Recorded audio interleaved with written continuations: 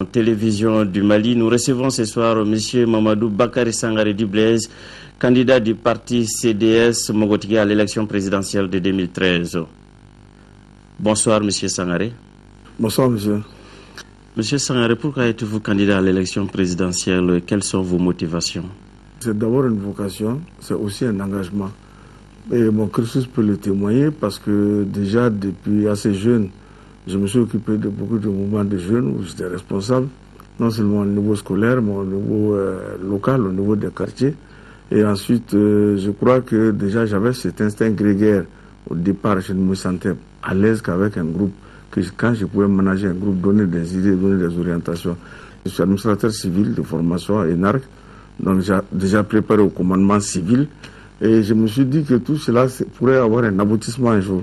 L'aboutissement serait d'engager un certain nombre d'expériences et de savoir pour les mettre au service de l'État à un certain niveau d'âge.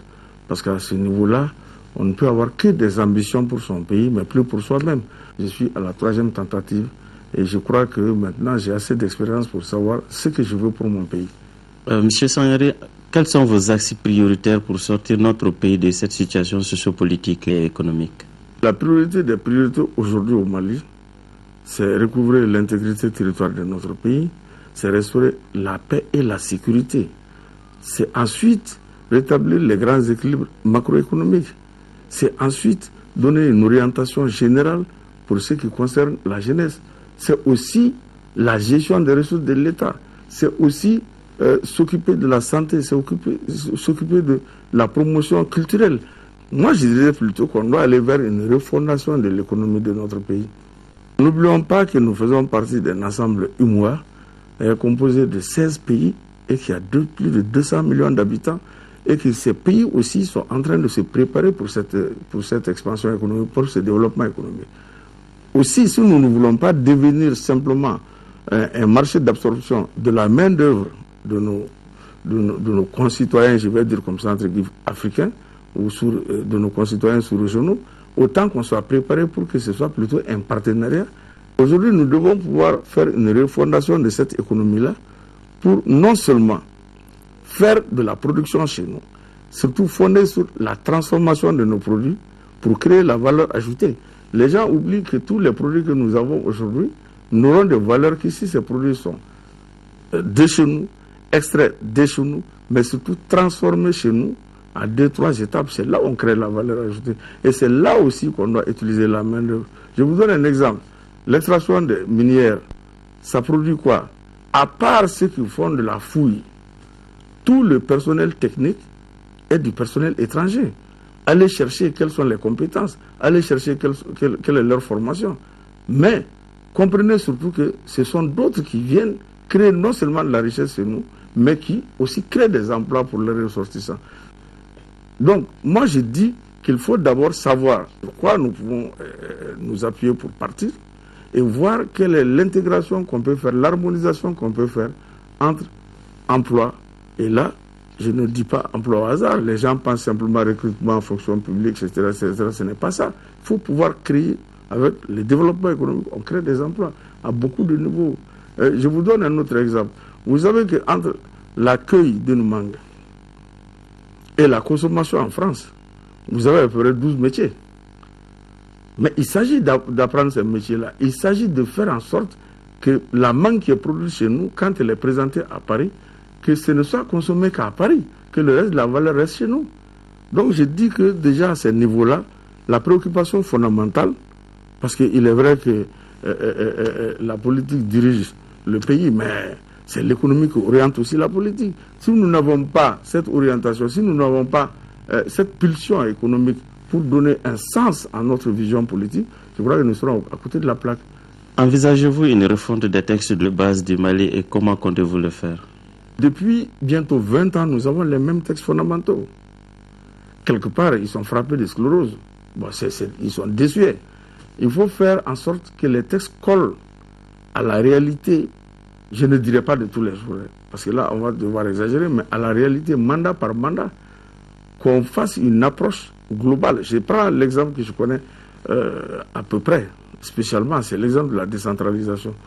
La décentralisation a des axes, mais des axes dont les fondements n'étaient pas vraiment bien établis chez nous. La décentralisation a procédé d'une volonté politique manifeste malienne, mais il fallait savoir que certains axes ne pouvaient pas du tout être établis.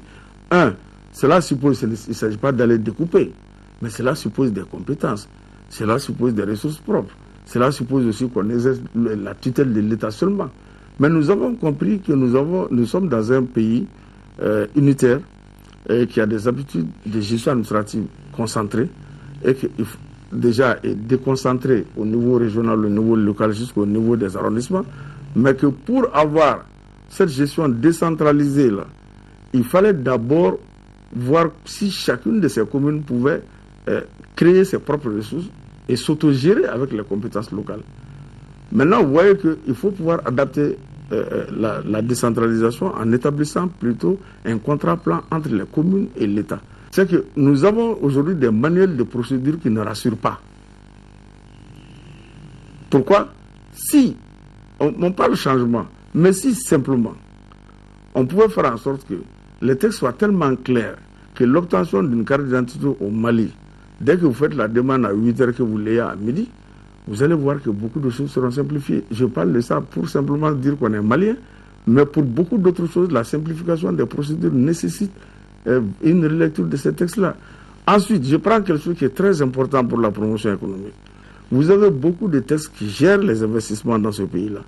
Mais il faut faire un manuel simplifié, reconnu d'abord par nos partenaires de l'UMOA, et ensuite accepté par les partenaires étrangers. Je suis fondamentalement politique. Les associations sont des associations, les partis politiques sont des partis politiques. Nous avons contracté un engagement moral avec le peuple malien. Au-delà de nous, nos partis doivent répondre de nos comportements. Donc moi, je me dis qu'en tant que fondamental, comme ça, là, avec, si vous voulez, cette vision orthodoxe de la vie politique, j'aurais une exigence. L'exigence serait qu'on ne soit pas à un certain niveau de représentation de l'État sans avoir cet engagement avec le peuple. Parce que c'est là où il y a la rupture. Les gens se disent qu'ils viennent, bon, ils peuvent passer comme ils sont venus, ça ne les engage à rien. Alors que ça doit pouvoir les suivre, ça doit pouvoir suivre leur formation politique. Exemple type, je voudrais peut-être relire le code électoral, ou même remonter à la Constitution pour demander qu'on instaure la suppléance. C'est-à-dire que vous allez d'abord trouver un engagement en tant que maire, vous trouvez un engagement en tant que député, vous établissez votre légitimité. En ce moment-là, je crois que vous serez légitime pour gérer d'autres affaires au nom du peuple malien.